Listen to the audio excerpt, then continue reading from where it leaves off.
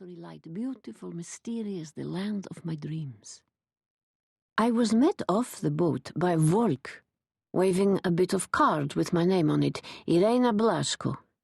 He was the type Mother would describe as a person of minimum culture, wearing a horrible black fake leather jacket, like a comic strip gangster. What a cauchemar! It creaked as he walked. All he needed was a gun. "Here, you have passport, papers." His voice was deep and sludgy, with a nasty whiff of cigarette smoke and tooth decay.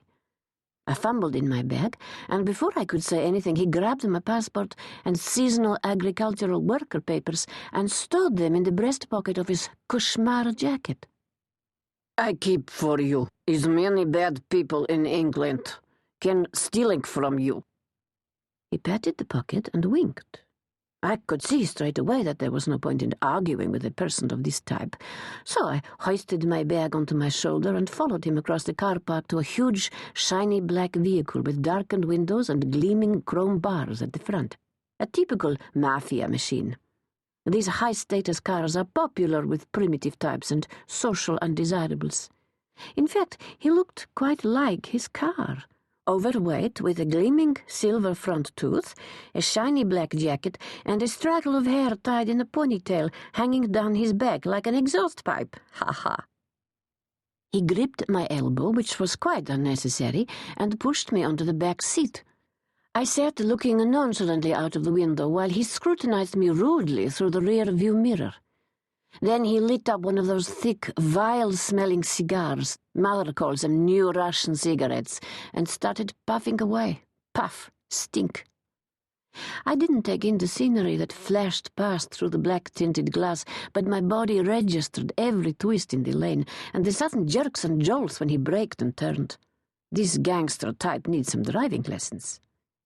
He had some potato chips wrapped in a paper bundle on the passenger seat beside him, and every now and then he would plunge his left fist in, grab a handful of chips and cram them into his mouth. Grab, cram, chomp. Grab, cram, chomp. Not very refined. The chips smelled fantastic, though. "Please, Mr. Vulk, may I have something to eat?" Our eyes met in the rearview mirror. "Little Flower wants eating, no problema." He helped himself to one more mouthful of chips, then scrunched up the remnants in the oily paper and passed them over. As I reached forward to take them, I saw something else nestled down on the seat beneath where the chips had been. Something small, black, and scary. Shujoto. Was that a real gun? My heart started hammering. "Mama, Papa, help me." Okay, just pretend not to notice. The chips were fat, soft, and still warm. There were only about 6 left, lightly salty with a touch of vinegar, and they were just, indescribably delicious. "Thank you," I said politely, for rudeness is a sign of minimum culture. "No problema. No problema." He waved his fist about as if to show how generous he was. "Food for eat in transit. All will be added to your living expense." Living expense? I studied his back.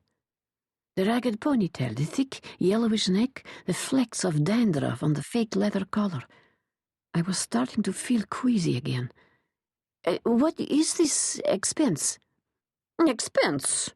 Expense, foods, transports, accommodations. Life in West is too much expensive, little Flower. You think this will be providing all for free? So Mother had been right. Anybody can see this agency is run by crooks. Anybody but you, Irina. If you will, please, say me what are the expenses. I will try to meet them. Little Flower, the expense will be first to pay, and then you will be paid. No problema. And you will give me back my passport? Exact. You work, you get passport. You no work, you no passport. I have heard that in England. England is a change, little Flower. England is not like in your school book. I thought of dashing Mr. Brown from Let's Talk English. If only he were here. Vulk gave me a leery wink in the mirror. Then he started tossing his head.